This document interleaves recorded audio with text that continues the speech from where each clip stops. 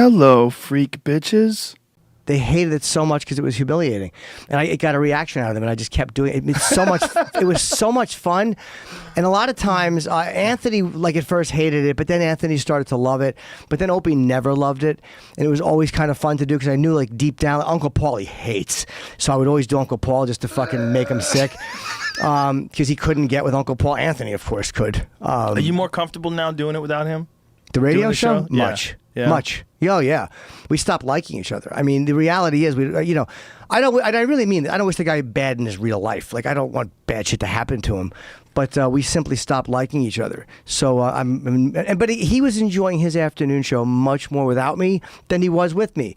I got the morning spot for whatever, I think the company just was annoyed at him or whatever. They liked that me and Sam were hungry.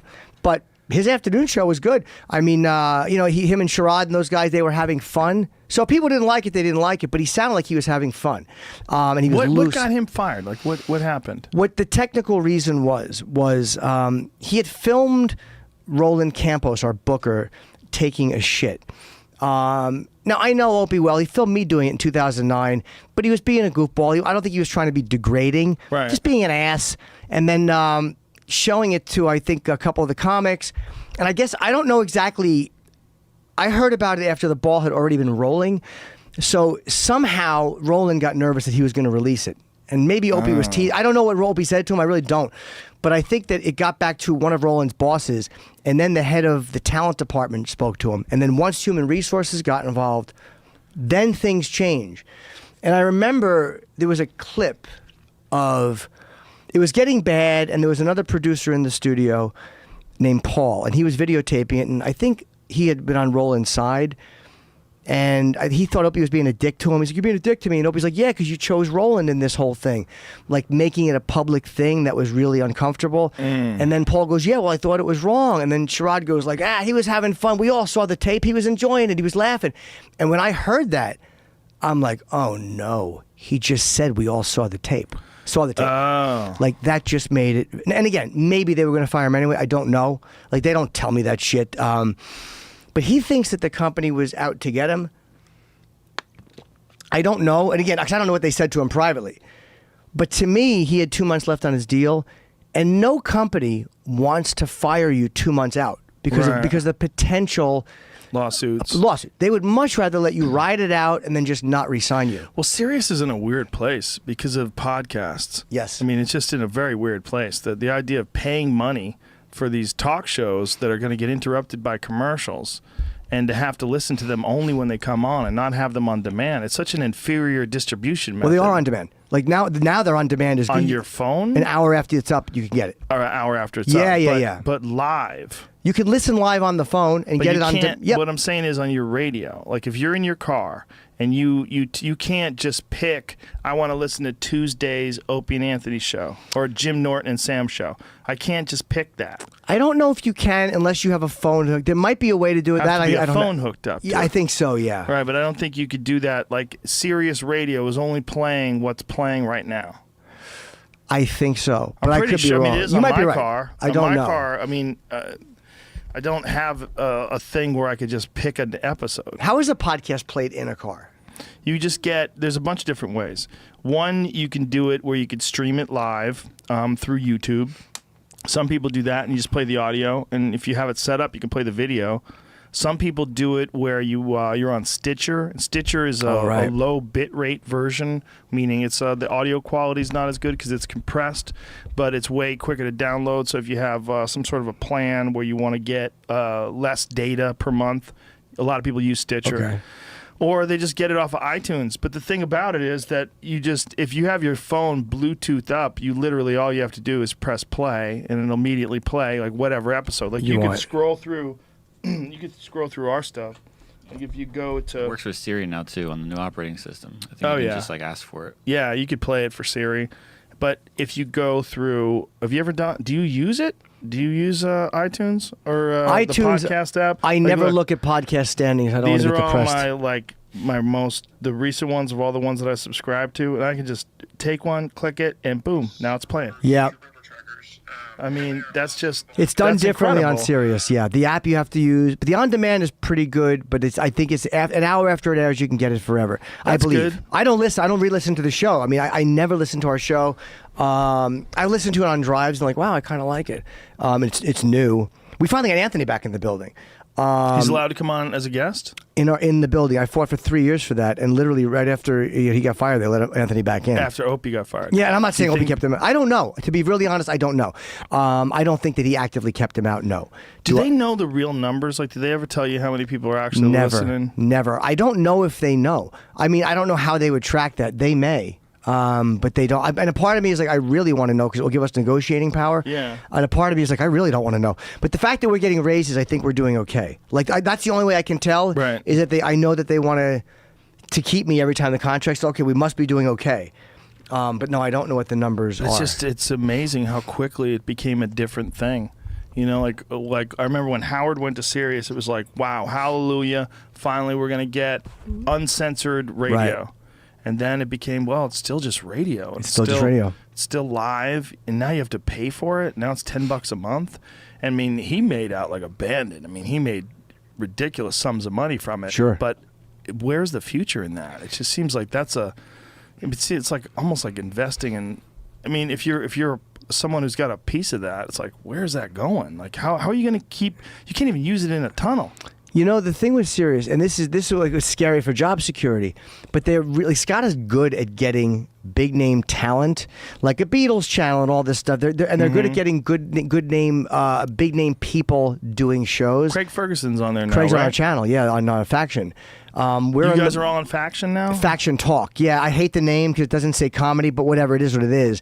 It's us, and then Cumia and Rich, and then Ellis, and then Craig, and then Nick DiPaolo, who has a very funny show. He's hilarious. Nick is a fucking savagely funny guy. I love that guy. I do too. He's just a fucking raw, fucking bark out a joke funny guy. Like Nick is. Here's the thing about Nick. He's never afraid to try to be funny. Like I've done a lot of projects with him. We did Tough Crowd for 2 years. I've just done a shitload of stuff. Like Nick will fucking fire lines out, and I've always admired him for that because sometimes they work, sometimes they don't. But he's unafraid. He's Yeah. a funny fucking dude, and he's unafraid to bark stuff out and be who he is. Like Yeah. I love that. And he does a great show. He's a really surprisingly good radio guy, like with going to breaks and all that stuff. But yeah, Anthony's he doing. did it for a long time with Artie, remember? That's right. Yes, I was Nick on that and show. Artie show, but I remember watching the one blowout that they had where Nick was trying to do some read that they had That's to right, do, and yeah. Artie didn't, just wanted to kind of fuck off. Yeah. You can't let it get to you like that. We've had the blowouts. I've been through them. I've seen them. Me and Ant never had one. I love Ant. I just wrote the forward to his book. I don't know if I'm supposed to say that, but too bad. I'm proud of it. I fucking love him. And he's doing a show with Artie now, right? The AA show.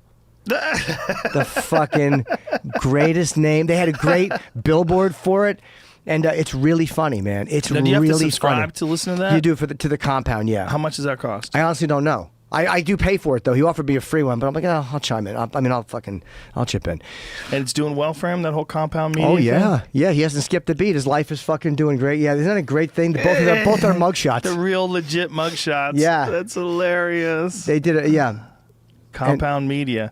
I like how he called it Compound Media too, because look at the AA show. A great Coming poster. September 5th. Now, can you get that on your phone? You can get it on an app. Yep, I have the Anthony You can listen Cumia app. to it in the car. You can listen to it in the car.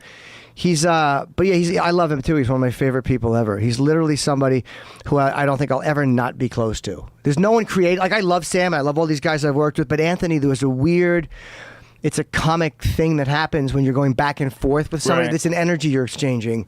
And with him, dude, there are Jim Norton laugh compilations. I never listen to my own shit. I don't listen to the old show. I can't listen to it.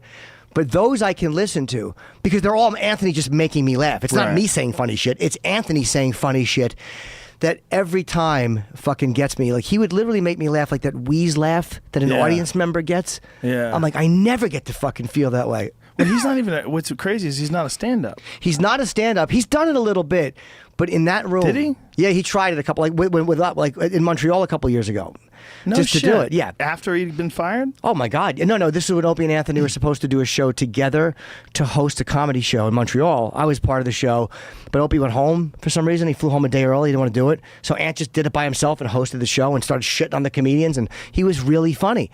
First time ever on stage, he was fucking funny. Wow. But in a comic room, Patrice said that about him. He said Anthony can access funny faster than any person I've ever seen. And Patrice didn't hand out, he was not known as oh boy, that guy doling out compliments again. Like that was not Patrice's reputation.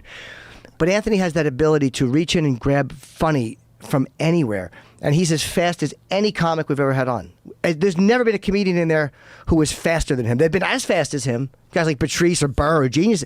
But there's no one who's ever been able to go in there and run circles around Anthony. Right. It's staggering how fucking funny that guy is. Yeah, it is weird. It's like he's a comic who never became a comic. Like, that's how I've always felt about being around him. Yeah. And even Dice said that about him. When Dice was shitting on Opie and Anthony when they had a feud together, he was saying that Anthony's actually talented. That he's actually almost like a comic, but he never did it.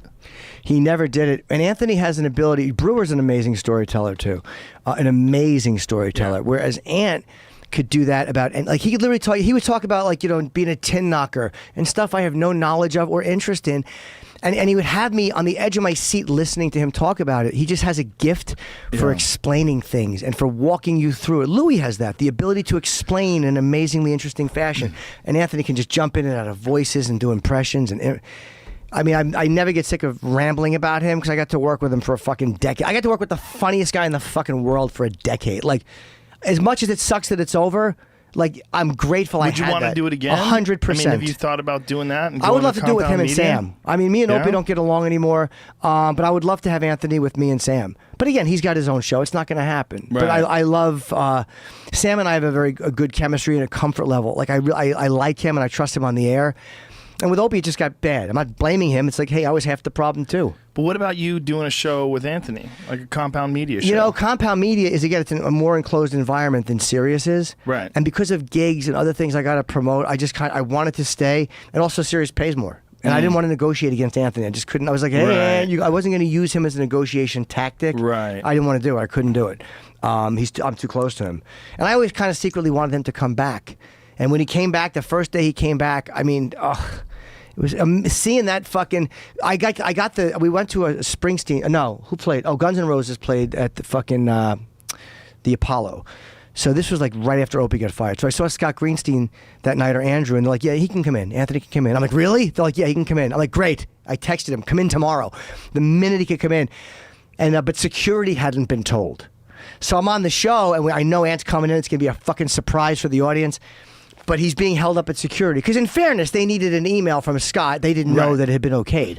Right. And it took about an hour or 40 minutes, but he got up. And seeing him walk down that, oh, fuck, it was so good. Look at him there. Yeah, he was happy. You very rarely see that on his face. It was so awesome. good. But you just go right back into that. And Sam is so perfect in that moment, too. You just kind of go back into it and you flow and, so I miss him a lot, but...